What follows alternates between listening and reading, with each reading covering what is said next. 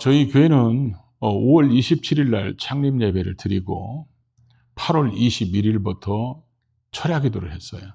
저하고 집사람하고 둘이 철야 기도를 시작하고, 그러다 보니까 한 사람, 두 사람 모이기 시작해서 이제 예배의 형태를 갖추면서 우리 교회가 365일 철야 기도를 시작하게 됐습니다. 그래서 그 철야 기도를 저녁 9시에 모여서 30분 찬양, 1시간 설교, 30분 안수기도, 그래가지고 제가 서재에 올라가면 보통 12시 반 이 정도 되는 그런 기도회를 18년 동안 하루도 안 빼놓고 했습니다. 근데 그때 개척하고 나서 얼마 안 됐을 때 사람들이 많이 모이지도 않았을 때 한 20명이나 모였나? 그랬을 때 그 기억나는 밤이 있었어요. 그날 말씀도 전하고 기도하고 막 그럴 때 이 성령께서 보고번호 쓰면 성령께서 다 뒤집어 놨습니다. 그러다 보니까 눈물, 콧물 흘리면서 사람들이 막 가슴을 치면서 회개하고 그 은혜 주심에 감격해서 막 하나님 앞에 눈물 흘리며 찬양 드리고 이런 뜨거운 밤이었어요. 그러고 나서 제가 이제 서재에 올라갔습니다. 서재에 올라가서 이제 땀을 닦으면서 있는데 그 안수받던 그 한 사람 한 사람, 그 찬양했던 한 사람 한 사람이 생각에 떠오르면서 하나님께서 우리에게 원하시는 모습이 저런 모습이 아닐까 하는 동시에 하나님께서 저한테 어떤 감동을 주셔서 글을 쓴 게 하나 있습니다. 그 글을 한번 볼까요? 저 글이 본래는 저렇게 쓴 건데 두란노께는 여기가 본래는 이름을 넣었어요. 제 이름을. 우리 각자의 이름을 넣고 한번 우리 같이 읽어볼까요? 눈물이 있습니다. 거기서부터 읽어봅니다. 눈물이 있습니다. 왜냐하면 회개가 있기 때문입니다. 감사가 있습니다. 왜냐하면 은혜를 알기 때문입니다. 봉사가 있습니다. 왜냐하면 사명을 알기 때문입니다. 찬양이 있습니다. 왜냐하면 기쁨이 있기 때문입니다. 기도가 있습니다. 왜냐하면 응답을 알기 때문입니다. 왜냐하면 지옥을 알기 때문입니다. 선교가 있습니다. 왜냐하면 명령을 알기 때문입니다. 뜨거움이 있습니다. 왜냐하면 믿음의 역사 때문입니다. 소망이 있습니다. 왜냐하면 재림을 믿기 때문입니다.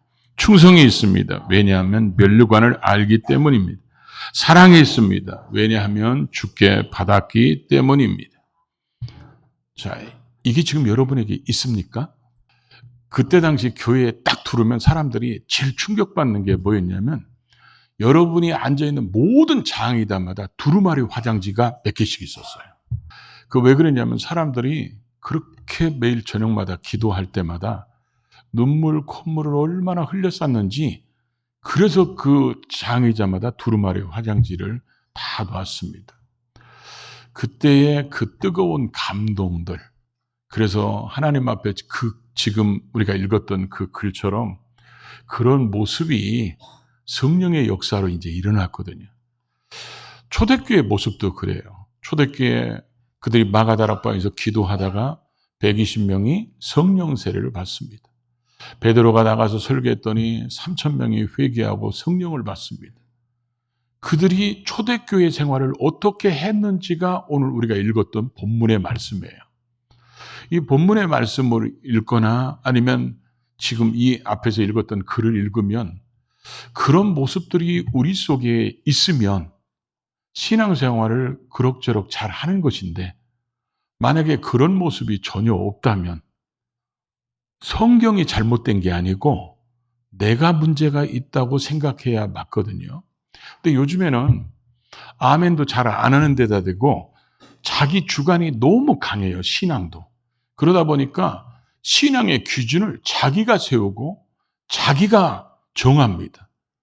그러다 보니까 성경에서는 막 이런 열정적인 모습이 있으면 마치 광적으로 잘못된 것처럼 생각하고, 그러다 보니까 우리는 사복음서의 신앙을 가진 게 아니라 오복음서의 신앙을 가진 사람이 있어요. 그런 걸 일명 지가복음이라고 그러죠. 자기가 만들어 놓은 복음서를 믿고 그렇게 살아가는 모습들. 오늘 이 말씀이 내가 현재 어떤 모습인지를 다시 한번 돌아보고 또 부족하다면 결단하고 새롭게 출발하는 우리 모두가 될 수 있기를 주의 이름으로 축복합니다. 먼저 첫 번째로 하나님과의 관계에 힘쓰는 모습들이 있었다는 거죠. 42절을 같이 읽어봅니다. 그들이 사도의 가르침을 받아 서로 교제하고 떡을 떼며 오로지 기도하기를 힘쓰니라. 초대교회 성도들이 42절을 해주세요.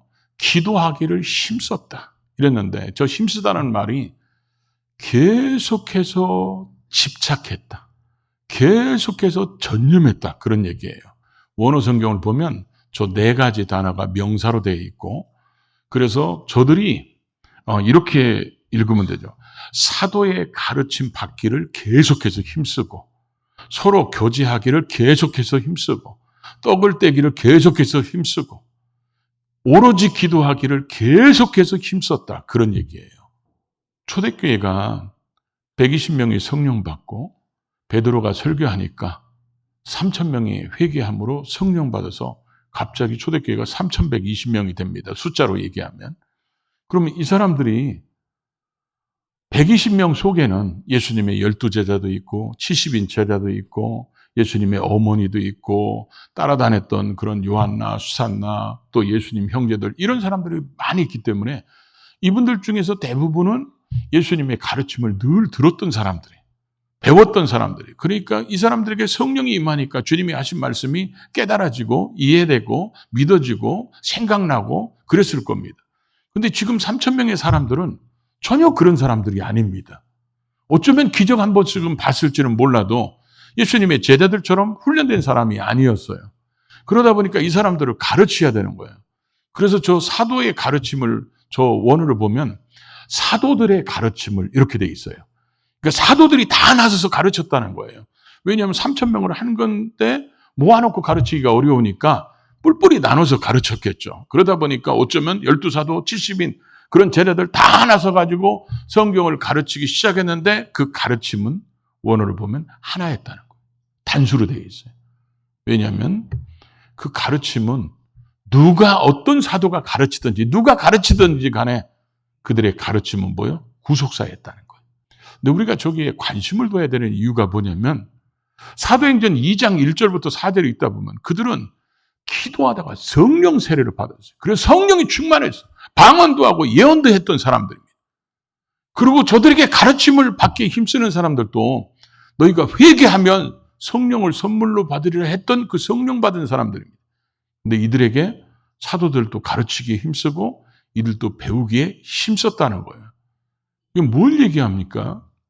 많은 사람들이 성령 체험하면 우리가 예수 믿고 구원받아서 하나님을 아버지라고 부른다는 이 자체는 정말 신비로운 거잖아요. 어떻게 우리가 하나님의 자녀가 되고 하나님을 아버지라고 부릅니까? 그래서 우리는 그 신비한 맛을 보고 살아가는 신앙인들입니다. 그런데 하나님이 원하지 않는 게 있어요. 그게 뭐냐면 신비주의자가 되는 건 원치 않는다는 거예요. 예수님께서 은혜와 진리가 충만하다고 그랬어요. 은혜와 진리의 양날개가 잘 살아있는 신앙인이 돼야 됩니다. 기도를 1시간 했으면 말씀도 1시간을 읽어야 되는 거예요. 그래서 은사가 충만하면 말씀도 충만해야 됩니다. 이런 것들이 균형을 이루어야 되는데, 잘못하면 신비주의에 빠지면 한쪽으로만 치우쳐버려요.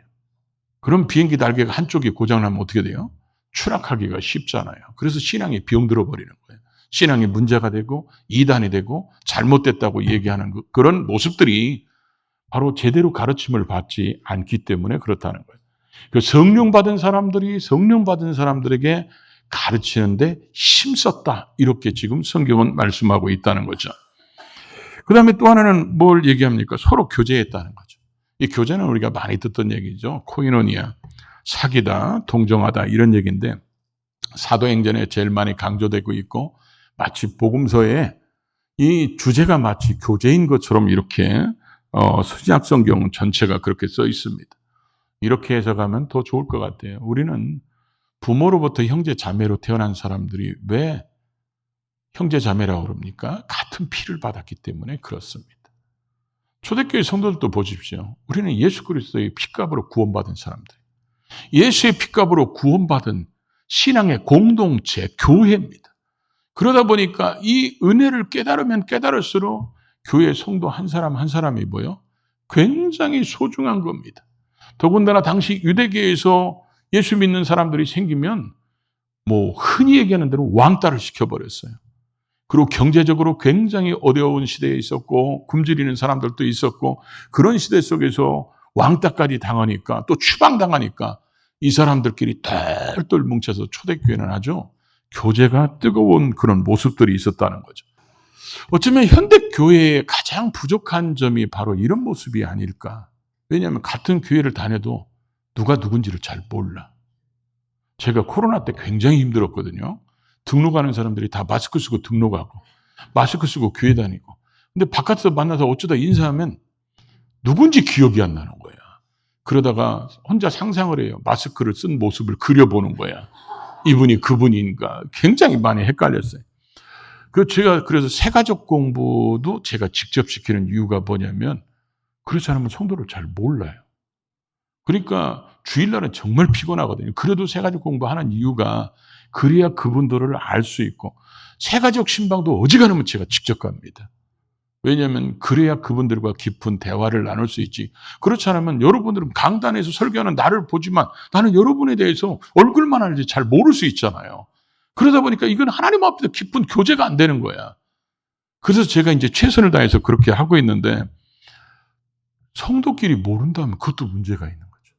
그러니까 초대교회는 이렇게 성도들이 많다 보니까 그 속에 이런 깊은 교제가 있으니까 서로가 알아가고 서로를 위로해주고 격려해주고 일으켜주는 그런 코이노니아가 아주 활성화된 교회였는데 현대교회가 이게 조금 문제가 심각하다는 거죠. 그러고 나서 그들은 떡을 떼며 그랬습니다.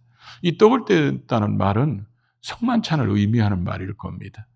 성만찬은 당시 굶주리는 사람들이 많이 있었어요. 이 사람들에게는 예수 그리스도의 죽으심과 또 살찌고 피 흘리심을 기억하면서 성만찬 드리고 또 그걸 먹음으로 자기들의 배고픔도 해결하는 아마 모일 때마다 이 떡을 떼는 것이 그들에게는 정말 감격스러운 그런 모습이었을 겁니다. 근데 모일 때마다 그들은 성만찬을 했어요.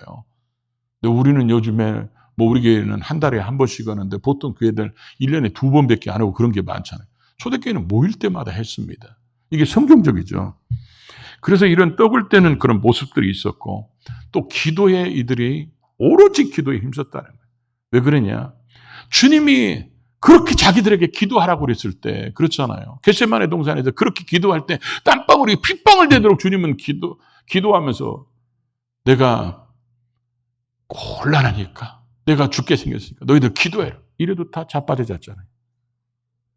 그리고 결국 예수를 부인하고 나서 나중에 그들이 오순절에 성령 받고 나니까 왜 주님이 그렇게 기도하라고 하셨는지 그 의미를 깨닫게 되는 거예요.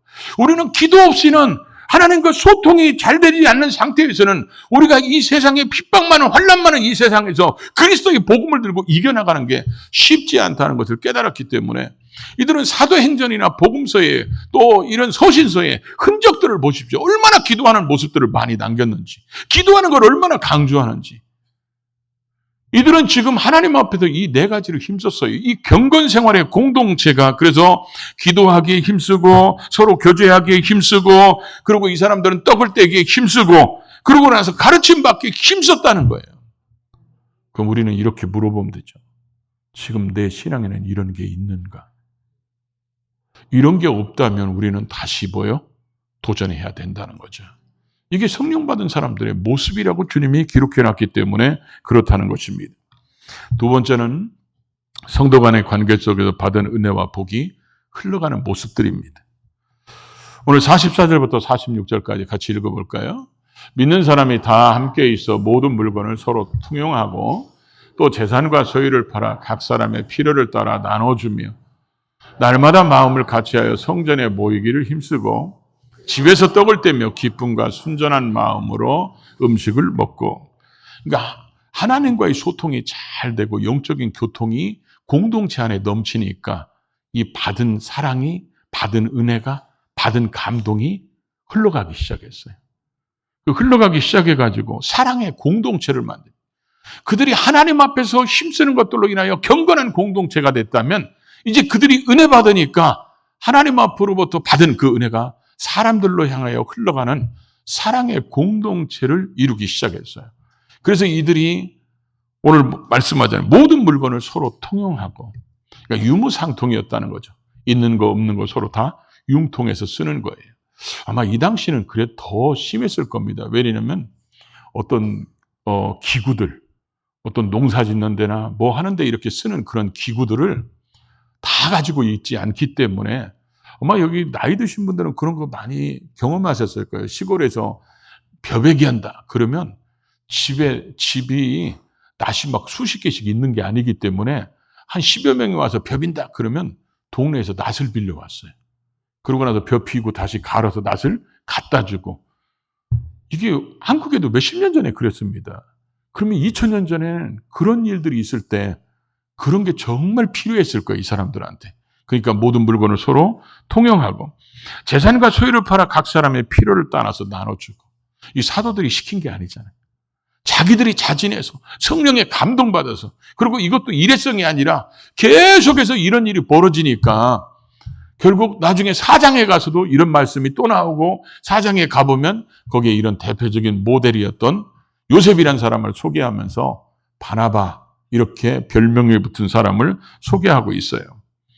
그들이 이제 그리스도 안에서 하나님과의 관계 속에서 경건한 생활에 공동생활을 하다 보니까 자기 옆에 구원받은 사람들이 그리스도의 형제로 여겨지기 시작하는 거예요. 그 형제들의 아픔이 보이고 부족함이 보이고 힘든 게 보여주고, 그러다 보니까 그런 것으로 사랑이 흘러가게 되는데 각 사람의 필요에 따라서 나눠졌다는 거예요. 저는 이거 읽으면서 어떤 생각이 드냐면, 야, 이게 성령의 역사가 아니었으면 엄청 시험 들었겠다 이런 생각이 듭니다. 왜냐하면 받을 사람은 많은데 헌금하는 사람이 없어 봐요. 그러면 그것도 힘들 것이고, 또 받을 사람이 있는데 받을 사람의 각자 필요가 다 다르잖아요. 어떤 사람은 자식이 5이고 어떤 사람은 1명이야. 그럼 누가 많이 가져가야 돼요? 자식이 많은 사람이 더 가져가야 될 겁니다. 그런데 자식 하나 있는 사람이 욕심 부리면 그것 때문에 상처받고 시험 들고 원망하고 비난하고 정말 쉽지 않았을 거예요. 나중에 우리가 6장에 가보면 6장 7장 넘어가면 왜 7집사를 뽑습니까? 이것 때문에 원망 분평이 나중에 생겨요. 헬라파 유대인들은 헬라파 사람들에게, 히브리파 사람들은 히브리파 사람들에게 더 주고 더 그 사람들에게 구제하려다 보니까 갈등이 생겨가지고 나중에 사도들이 우리가 하나님 앞에 말씀 전하고 기도하는 거 빼놓고 이거 하는 게 올바르지 않은 것 같다. 그래서 초대교회 일꾼들을 세우잖아요. 근데 사실 이런 것들은 성령의 역사가, 성령이 감동 주셔서 순종하고 감동 주시니까 필요에 따라서 가져가고 이런 놀라운 역사가 일어나야 되는데, 거기에 인간의 욕심이나 이런 것들이 개입하면 시험 들기가 딱 좋은, 그래서 교회가 시험거리가 그래서 많은 겁니다. 나중에 날마다 마음을 같이하여 성전에 모이기를 힘썼다. 제사장들이 들어가는 성소에 들어간 게 아니라 아마 어쩌면 성전 뜰이 아니었을까 이런 생각을 하는데, 성경을 읽다 보면 누가복음은 몇 장까지 있죠? 24장. 몇 장까지 있어요? 24장까지 있어요. 누가복음 24장은 몇 절까지 있을까요? 53절. 몇 절까지 있을까요? 53절까지 있어요. 그 누가복음 24장 54절 어떻게 이렇게 기억을 잘 하시는지. 거기에 보면 이렇게 써 있어요. 늘 성전에서 하나님을 찬송하니라. 그러니까 누가복음은 누가가 썼잖아요. 사도행전도 누가가 썼잖아요. 근데 예수님이 부활 승천하시고 나서 제자들이 뭐 했냐? 늘 성전에 가서 하나님을 찬송했다는 거예요. 그러니까 이들이 마가다락방에 성령이 임하기 전에도 늘 성전에 올라가서 찬송하고, 성령이 임한 다음에도 늘 성전에 올라가서 뭐요? 찬송했다는 거예요. 그러다 보니까 아마 제가 볼 때는 그랬을 것 같아요. 성전의 한쪽에 믿는 사람들이 모이는, 예수 믿는 사람들이 모이는 모습이 있었을 거예요. 거기에 모이면 가서 기도하고 거기서 찬송하고, 그러다 보니까 늘 거기에 가기만 하면 모여서 예배드리고 기도하는 사람들, 찬송하는 사람들, 그러다 보니까 복음이 자연스럽게 사람들에게 흘러가는 그런 모습들이 있었을 겁니다. 그러다 보니까 이 사람들은 날마다 성전에서 모여서 그렇게 찬송하고 기도하고, 또 그 다음에 뭐라 했어요? 집에서 떡을 떼며 순전한 마음으로 음식을 먹고. 이 순전한 말을 원어로 보니까 진실하고 순결한 마음으로. 그러니까 이 말의 의미를 저는 이렇게 생각했어요. 사람들에게 헛이 있는 채 뭐 가진 채 이렇게 보여주려는 게 아니라 있는 그대로 사랑하는 마음으로 대접하고 또 있는 그대로 대접을 받아서 간 사람도 행복하고 대접하는 사람도 행복한 이런 모습이 넘쳐나는 그런 신앙의 교제가 있었다는 거죠. 이러다 보니까 여러분 교인들끼리 얼마나 똘똘 뭉치겠어요. 그러다 보니까 이제는 요게 이제 오늘 47절에 보면 이런 말씀이 나옵니다. 하나님을 찬미하며 또 온 백성에게 칭송을 받으니 주께서 구원받는 사람을 날마다 더하게 하시니. 이 사람들이 하나님과의 관계 속에서 이 경건한 생활에 힘쓰니까 하나님과의 관계가 잘 되는 형통한 상태. 여러분 신앙인이 가장 중요한 게 하나님과의 관계, 이 수직적인 관계가 잘 돼야 되잖아요. 왜냐하면 이게 잘 돼야 수평적으로 사랑이 흘러갈 수 있어요. 그래서 이들이 그런 하나님과의 관계, 경건 생활이 잘 되고 그러고 나서 그리스도 안에서 만난 사랑의 공동체에 그들이 사랑이 흘러가기 시작하니까 이게 어디까지 흘러갔냐? 세상까지 흘러가는 거예요. 이 모습이. 아마 그때 당시 유대인들이 기독교인들을 보고 이런 생각을 했을 것 같아요. 아마 사람들끼리 얘기할 때 이렇게 얘기했을 것 같아요. 들어는 봤나? 그 사람들이 재산 팔아서 헌금한 거 봐라. 가난한 사람들에게 나눠주는 걸 봐라. 굶주린 사람들에게 저 사람들이 식사 만들어서 대접하는 걸 봐라. 야, 어떻게 사람들이 저러지? 어떻게 저렇게 도울 수 있지? 아니, 어떻게 저렇게 사람들이 베풀어 줄 수 있지? 아마 그들 속에서는 이런 얘기도 나왔을지도 몰라요. 내가 창세 이후로 이런 건 처음 봤다. 그러다 보니까 이 교회 안에서 어렵고 힘든 사람들을 돌볼 뿐만 아니라 당시에 정말 끼니도 해결하기 어려운 사람들이 있으니까 이 사랑이 세상으로 향해서 흘러가니까 세상 사람들이 하나님 앞에 잘 돼 있는 사람들이 세상을 향해서 그 하나님과의 관계 속에서 받은 그 은혜, 사랑이 흘러가니까 세상으로부터 돌아오는 게 뭐였다고요? 칭송이었다는 것입니다. 우리는 내가 예수 믿는 사람이라는 것 때문에 안 믿는 사람들한테 칭찬받아야 맞거든요. 주님은 우리한테 그렇게 하라고 그랬잖아요. 너희는 세상의 빛이요, 세상의 소금이니까. 그게 뭐라고 그랬어요? 착한 행실. 우리의 착한 행실을 통해서 사람들이 하나님께 영광을 돌리게 만들으라고. 그게 칭송받는 거거든요. 그러니까 초대교회는 그런 칭송을 받았어요. 그럼 우리 자신이 그렇게 칭송받아야 되고 교회가 칭송받아야 되고 결국 그게 하나님께 영광이 되는 것인데 지금 세상 사람들이 교회를 칭찬할까요? 욕하고 있죠. 교인들을 칭찬할까요? 욕하고 있다. 그럼 이게 우리가 회개해야 할 부분이거든요. 우리가 올바로 살지 못하기 때문에 그런 얘기를 듣는, 우리가 성경대로 살으면 하나님이 말씀하시는 우리에 대한 기대값대로 우리가 살으면 분명히 우리를 통해서 하나님 영광이 드러나고 우리는 칭찬받아야 되는데 그렇게 못 산다면 그건 우리에게 하나님이 기대하시는 그런 모습이 없다는 얘기일 수 있거든요. 하나님은 우리가 척체하는 거 싫어하세요. 기도하는 체하고 봉사하는 체하고 능력 있는 척하고 이런 위선적인 모습을 싫어하십니다. 겉으로 볼 때 가장 위대한 신앙인처럼 보인 게 누구예요? 예수님이 오셨을 때 제사장들, 서기관들, 바리새인들. 얼마나 모든 사람들이 볼 때는 기도 많이 하고 구제 많이 하고 그런 사람 금식 많이 하고 이렇게 보였습니까? 그런데 예수님은 그런 사람들한테 화일스진저 이 독사의 자식들아 그러면서 그 사람들을 안 썼어요. 위선자이기 때문에. 오늘 이런 모습이 없으면 우리도 위선자가 될 가망성이 많습니다. 종교인처럼 꾸미는 위선자가 될 가망성이 많다는 거예요. 정말 우리는 성령 받았습니까? 구원 받았습니까? 그런 그 모습이 있느냐는 거예요. 주님이 원하시는 그런 모습이 있기를 주의 이름으로 축복합니다.